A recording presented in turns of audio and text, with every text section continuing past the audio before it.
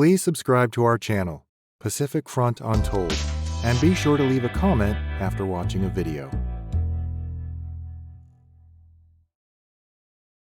On April 30th, 1975, Saigon fell to North Vietnamese Communist forces and left more than 1.6 million Vietnamese immigrants to be resettled around the world. This flood of Vietnamese immigrants fled in two distinct waves. The first wave left in 1975, immediately after the Fall of Saigon, and was mainly made up of government and business elite and the intelligentsia. Many had ties to the United States after working with or supporting the South Vietnam regime. The second wave of Vietnamese immigrants was more drawn out, running throughout the mid-1970s and into the early 1990s, and whose impoverished masses came to be known derisively as boat people. After settling in countries around the world, many Vietnamese immigrants established ethnic enclaves known as Little Saigon to keep Vietnamese culture alive, create business opportunities, and in general empower their community. These hubs often include Vietnamese restaurants, grocery stores, and other small businesses that enable the Vietnamese community to grow and thrive wherever they are planted. Little Saigon has been an integral part of many Vietnamese Americans' lives, and it continues to create the same cultural and business opportunities for new generations of Vietnamese Americans. Some of the most notable Little Saigons in the U.S. are located in California, Texas, Pennsylvania, and Virginia, specifically in San Jose, the Orange County area, the Dallas-Fort Worth Metroplex, Philadelphia, and Arlington. The largest and most well-known Little Saigon is in Westminster, California, in Orange County. The center of Little Saigon is the Bolsa Avenue Center, which boasts a very impressive Asian garden mall and a Little Saigon Plaza. This street was so influential that in the late 1980s, the City Council of Westminster officially designated Bolsa Avenue as Little Saigon. After that, Little Saigon quickly expanded from one street to a large neighborhood encompassing several suburban strip malls. Within this Little Saigon, there are over 200 restaurants, supermarkets, delis, and more. The former First Vietnamese American Bank, the first to serve Vietnamese immigrants in the United States, was located there. Additionally, Westminster is also home to the Saigon National Bank, the first nationally chartered bank organized and owned by Vietnamese Americans. When it comes to the entertainment industry, Westminster is home to several Vietnamese language TV and radio stations, newspapers, and magazines.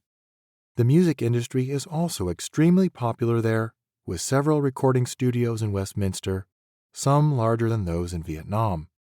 As one of the most influential communities for Vietnamese Americans, Westminster's Little Saigon location generates a large variety of everything from food, music, and business. Although building Little Saigon has demonstrated the pride and fortitude of Vietnamese Americans, there have also been many hurdles to deal with as well. The 1999 anti-Ho Chi Minh protests in Westminster began with a Vietnamese American video store owner, Trung Van Tran, displaying a portrait of Ho Chi Minh in his store. This resulted in mass vigils, crowds of people waving the South Vietnam flag, and rioting in front of the store. The video store eventually went out of business, but it ignited some debates about the limits of free speech in the U.S. In Northern California, San Jose is home to the largest Little Saigon in that part of the state and is home to over 180,000 Vietnamese American residents, or almost 11% of the city's population.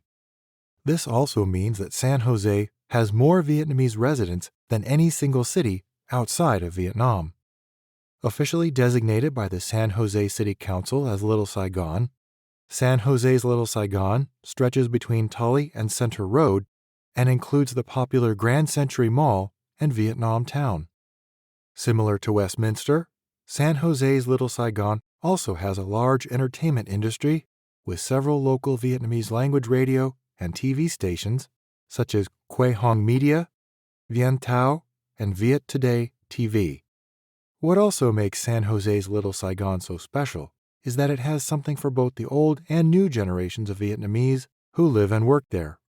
This is clear when it comes to strolling through the Grand Century Mall in Vietnam Town. There are many traditional restaurants that have been there since the 1980s, but also many newer shops that cater to today's trends and tastes. These two generations live side by side without the usual friction, creating an environment where Vietnamese businesses can grow and flourish.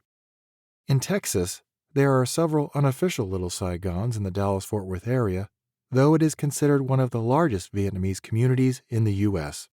One of these is located in Garland, along Walnut Street, between El Julia and Jupiter Road, where there are 4 large Vietnamese supermarkets and several Vietnamese restaurants. Also located there is a Cali Saigon Mall, which originally came from California and Nevada.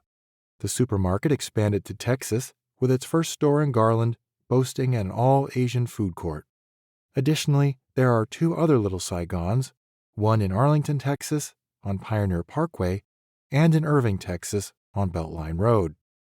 The Little Saigon in Irving is home to the Little Saigon Mall, which is a blend of Korean, Japanese, Thai, and other Asian cultures.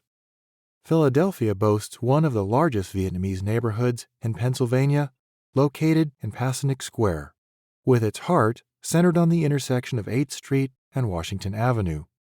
Starting from the 1990s, the Vietnamese community built a plaza called Ha Binh Plaza, and later added Cang Phat Plaza, but both were quickly downsized in 1998 with the construction of the New World Plaza and First Oriental Market. Aside from Passyunk Square, Southwest and Northeast Philadelphia also contain Vietnamese American neighborhoods. Similar to Little Saigon, there is Baby Saigon, located within the Whitman neighborhood of South Philadelphia. Additionally, the Vietnamese community has expanded eastward across the Delaware River to Camden and Cherry Hill in New Jersey. As of 2005, Vietnamese are projected to become the largest ethnicity in South Philadelphia, and Philadelphia is one of the top 10 cities with Vietnamese populations and Vietnamese immigration. As of 2017, there are over 16,000 Vietnamese Americans living in Philadelphia, making it one of the cities with the largest Vietnamese population on the East Coast. The Asian population has grown by 277% between 1990 and 2010, allowing enclaves such as Little Saigon to continue expanding. Lastly, Arlington, Virginia is home to one of the biggest Little Saigons on the East Coast. Arlington, with its proximity to Washington, D.C., played an important role in the story of the Vietnamese immigration during 1975. The large influx of Vietnamese immigrants who arrived in America after the Fall of Saigon settled in and around the U.S. Capitol, since many had ties with the American government and could retain their former jobs or get new ones while settling into their new American home. The first Vietnamese business in Arlington was the Saigon Market grocery store, which opened in 1972 by a former employee of the Vietnamese embassy. The second business that opened was a Vietnam Center opened by the Vietnamese wife of a CIA employee. While these were early successes, at the same time, many Vietnamese entrepreneurs faced hurdles and obstacles when it came to accessing financial resources. Banks refused to lend money to Vietnamese immigrants, and many had to borrow from their friends and families to start new businesses. Furthermore, ignorance of U.S. business licensing requirements and regulations caused many new businesses to incur fines and tax penalties. Overall, Little Saigons in America have provided a safe sanctuary both for the initial Vietnamese immigrants and the new generations that followed.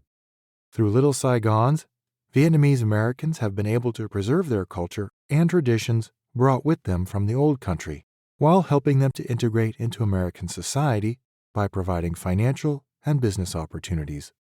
By doing so, Little Saigons function more as a center of business rather than just a busy tourist attraction, and have been influential and essential for many Vietnamese American families finding a home away from home.